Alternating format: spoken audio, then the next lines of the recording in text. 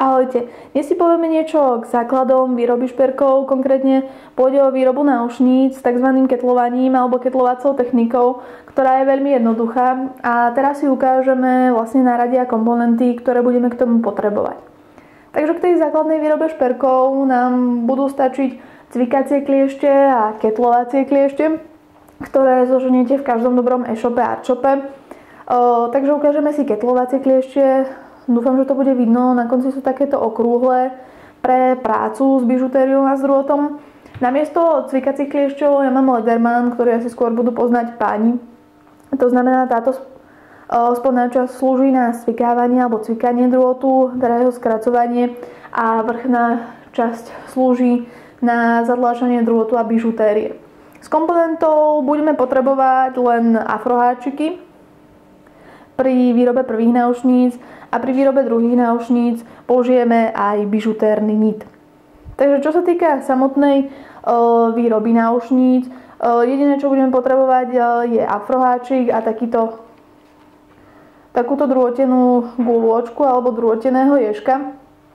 Naozaj tieto polotovary sú super, keď s výrobou šperkov začínate, pretože vyzerajú veľmi dobre a nie sú drahé, alebo pokiaľ si ešte na prácu s drôtom netrúfate. Jediné, čo potrebujete, je vlastne ketlovacími kliešťami ten afroháčik trošku otvoriť a tohto ježka na afroháčik navliec a potom zobrať kliešte a afroháčik zatlačiť späť a náušnice sú hotové.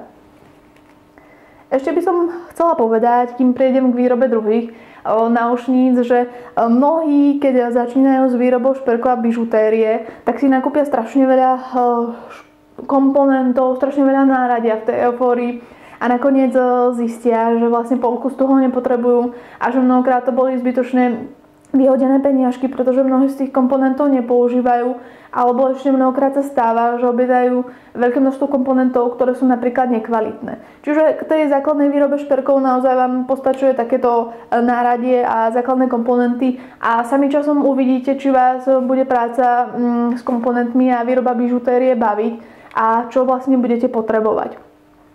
Čo sa týka výroby druhých náušníc, tam použijeme aj bižutérny nit, ktorý takto prevlečieme cez srdiečko a zoberieme si ketlovacie kliešte a nit takto na spodku uchytíme, zatlačíme do druhej strany, potom si ho zachytíme, neviem, či je to dobre vidno, zachytíme si ho na konci a točíme ho naspäť. Pekne si ho takto zatočíme, môžeme ho ešte zatlačiť klieštikmi a teraz zoberieme vlastne afroháčik, ten si znovu otvoríme, čiže ten postup je úplne jednoduchý. Takto si ho otvoríme, už navlečený a zatočený bižutérny nit na ňo navlečieme. Afroháčik znova zatlačíme a náušnice sú hotové. Čiže je to veľmi rýchla, jednoduchá technika. Pokiaľ samozrejme by bol nit príliš dlhý, tak si ho skrátime jednoducho, takže použijeme vlastne tieto cvikacie kliešte, v mojom prípade použijeme tento Lederman a skrátime si ho. Možno môžem ešte raz ukázať prácu vlastne s ketlovacími kliešťami.